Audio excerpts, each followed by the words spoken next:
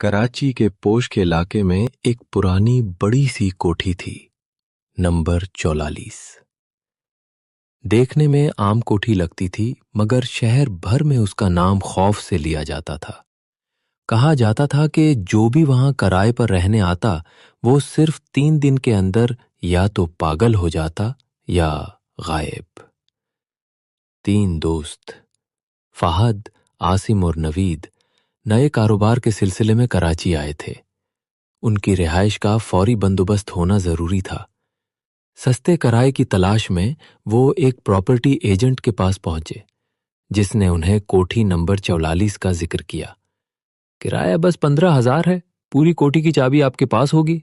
लेकिन एजेंट ने एक लम्हे को चुप होकर कहा, 3 दिन से ज्यादा वहां कोई नहीं टिक सका।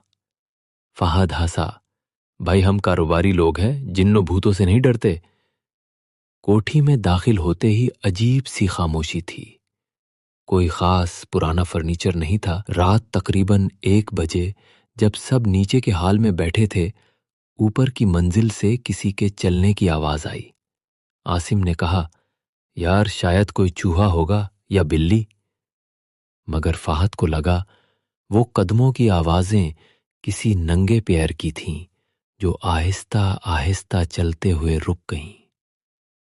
सुबह होते ही नवीद की तबीयत खराब हो गई। वो कह रहा था कि रात किसी ने उसके कमरे में खड़े होकर उसे घूरा था।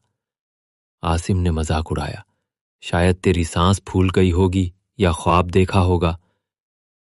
लेकिन फहद को नवीद की आंखों में खौफ नजर आया, सच्चा खौफ। उस दिन कोठी के अंदर एक अजीब धुंध सी छाई रही, जैसे नमी नहीं कुछ और मौजूद हो। रात के पिछले पहर फहद ने पानी पीने के लिए किचन का रुख किया। रास्ते में उसने दीवार पर खून से लिखा हुआ देखा, तुम चौथे हो। फहद चौंका, चौथा? मगर हम तो 3 हैं। इसी वक्त नवीद की चीख सुनाई दी। सब दौड़कर ऊपर पहुंचे। नवीद जमीन पर बेहोश पड़ा था और उसकी गर्दन पर नाखूनों के निशान थे। आसिम, जो हमेशा मजाक उड़ाता था, कांपने लगा। यह कोई और है। अगली सुबह फहद को किचन में एक पुराना अखबार मिला।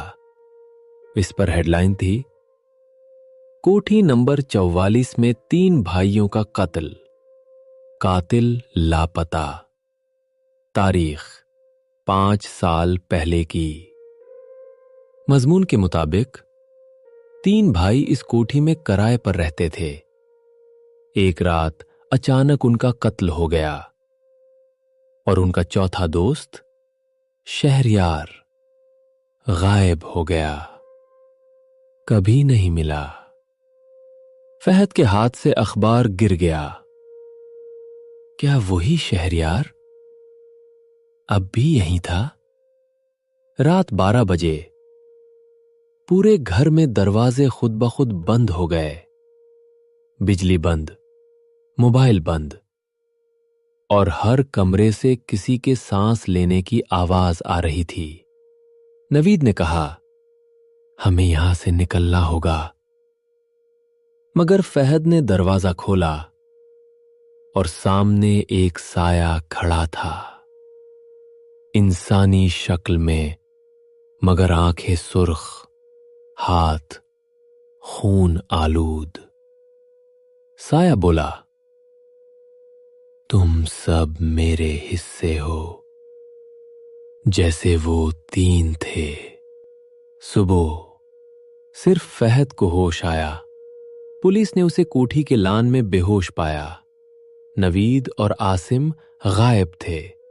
तफ्तीश पर पुलिस ने फिर वही पुराना बयान दोहराया। कोठी नंबर 44 से आज तक जो 3 लोग दाखिल हुए वो वापस नहीं आए।